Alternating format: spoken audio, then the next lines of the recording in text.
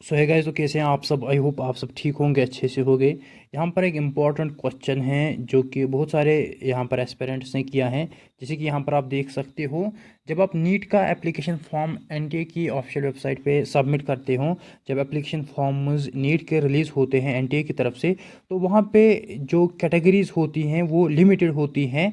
Like open merit EWS वहाँ पे होती हैं, और वहाँ पर एसटी होती हैं। वहाँ पर लिमिटेड 2 4 5 कैटेगरीज होती हैं। लाइक अगर हमारे पास आरबीए हैं तो आरबीए वहाँ पे नहीं होती हैं, जो कि हमारे स्टेट की एक रिजर्व्ड कैटेगरी है। एएलसीआई भी हमारे एक स्टेट की रिजर्व कैटेगरी हैं, वो वहाँ पे नहीं होती हैं। इस तरीके से एसपी यानी स्पोर्ट्स हैं आपके पास, जेकेपीएम हैं आपके पास, सीडीपी हैं आपके पास, बहुत सारी ऐसी कैटेगरीज हैं। लाइक आपकी एसटी पहाड़ी हो गई, जो इस साल जम्मू एंड कश्मीर गवर्नमेंट ने यहाँ पर इंट्रोड्यूस की है। और भी कुछ कैटेगरीज हमारे जो अपने स्टेट की हैं, जो हमारे स्टेट कोटा में रिजर्व्ड कैटेगरीज होती हैं, तो वो वहाँ पे नहीं होती हैं। जब आप नीट का एप्लीकेशन फॉर्म सबमिट करते हो, तो अगर आप वहाँ पे ओपन मेरिट सिलेक्ट करते हो, यानी एप्लीकेशन फॉर्म सबमिट करते हो एज ओपन मेरिट, तो यहाँ पर क्वेश्चन ये पूछा गया है कि क्या अब हम डिफरेंट कैटेगरीज में काउंसलिंग में पार्टिसिपेट यहाँ पर कर सकते हैं अगर हमारे पास और कोई कैटेगरी है। तो इसी तरीके का और एक क्वेश्चन एक एस्पिरेंट ने किया है, वो भी यहाँ पे मैं आपके साथ शेयर करना चाहता हूँ। सो यहाँ पर आप देख सकते हो कि इसी तरीके का क्वेश्चन एक और यहाँ पर एस्पिरेंट ने किया है।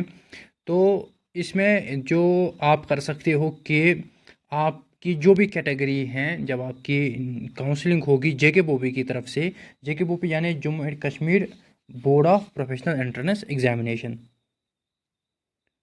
सो यही आपकी जो काउंसलिंग कंडक्ट करते हैं जेके बोपी। तो जब आपकी स्टेट काउंसलिंग होगी, स्टेट कोटा आपका 85% है, जब आपकी स्टेट काउंसलिंग होगी तो यहाँ पर आप यूज़ कर सकते हो जो भी आपकी कैटेगरी हैं, चाहे आरबीए हैं, ईडब्ल्यूएस हैं, एससी हैं, एसटी हैं, एसटीपी हैं, ओबीसी हैं, एएलसी हैं, पीडब्ल्यूडी हैं, सीडीपी हैं, जेकेपीएम हैं या एसपी हैं। जो भी आपकी कैटेगरी है आप यूज़ कर सकते हो। लेकिन आपको रजिस्ट्रेशन के टाइम, जब आप रजिस्ट्रेशन करोगे काउंसलिंग के लिए, ऑनलाइन आपको रजिस्ट्रेशन करनी होती है। उस टाइम जब आप ऑनलाइन रजिस्ट्रेशन करोगे, वहाँ पे आपको क्या करना है कि जब आप वो ऑनलाइन रजिस्ट्रेशन फॉर्म भरोगे, वहाँ पर आपको कैटेगरी मेंशन करनी होती है एंड कैटेगरी सर्टिफिकेट अपलोड करनी होती है। उसके बाद आपकी काउंसलिंग होती है। तो उस सेटअप पे आपको रजिस्ट्रेशन के टाइम, तो ये इम्पॉर्टेंट सेटअप होता है आपकी काउंसलिंग का।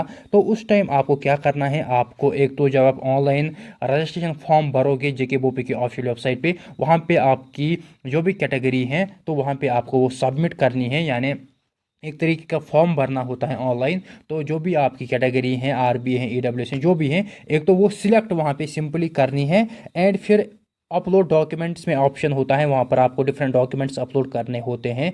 Like NEET UG score card, आपका कैटेगरी सर्टिफिकेट, आपका 12th का मार्कशीट, आपकी डीओबी सर्टिफिकेट।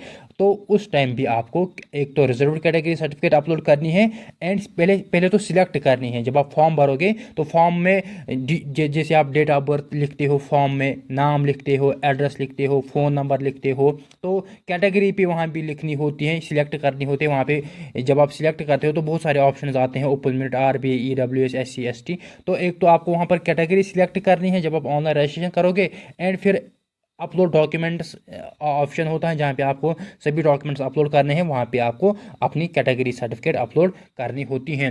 तो अभी तो आपको आपका रिजल्ट एनटीए वालों ने डिक्लेयर किया है। तो अब आपका पहला जो सेटअप होगा जेके बोपी की तरफ से, वो यही होगा कि आपका रोल नंबर वाइज लिस्ट ये पहले जारी करेंगे। वहाँ पे आपका नाम, रोल नंबर एंड आपका, सॉरी नाम नहीं होगा, नाम नहीं होगा, रोल नंबर वाइज लिस्ट में आपका एक तो रोल नंबर होगा एंड आपका स्कोर होगा, बस यही दो चीज़ें होगी, एक तो रोल नंबर एंड आपका स्कोर। सो ये आपका होगा पहला setup, roll number wise list. दूसरा सेटअप आपका होगा रजिस्ट्रेशन फॉर काउंसलिंग।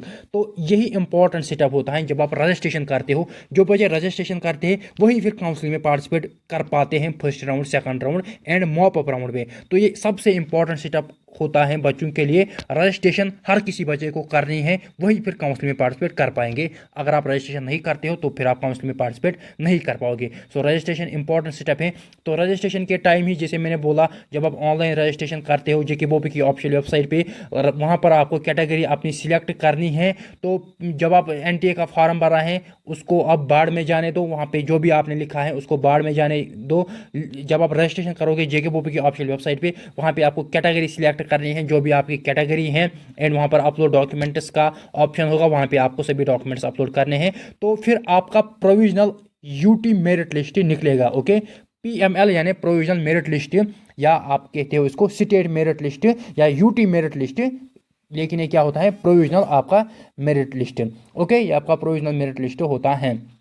तो ये आपको क्या करना है, प्रोविजनल मेरिट लिस्ट आपको देखना है। तो फिर आपका नाम जब आप रजिस्ट्रेशन करोगे फिर आपका नाम प्रोविजनल मेरिट लिस्ट में आ जाएगा। फिर जेके बोपी वाले आपका प्रोविजनल मेरिट लिस्ट जारी करेंगे, पीएमएल आपका जारी करेंगे जब आप रजिस्ट्रेशन करोगे। रजिस्ट्रेशन के बाद आपका पीएमएल जारी होगा। तो पीएमएल में आपका नाम होगा, आपका एप्लीकेशन नंबर, आपका रोल नंबर, आपकी स्टेट रैंक। अभी तक आपको स्टेट रैंक नहीं पता होती है, जब आपका प्रोविजनल मेरिट लिस्ट निकलता है उसके बाद आपकी स्टेट रैंक आपको पता चलती है। फिर आप कट ऑफ ईजीली निकालते हो, तो फिर आपको स्टेट रैंक या यूटी रैंक आपकी पता लगती है।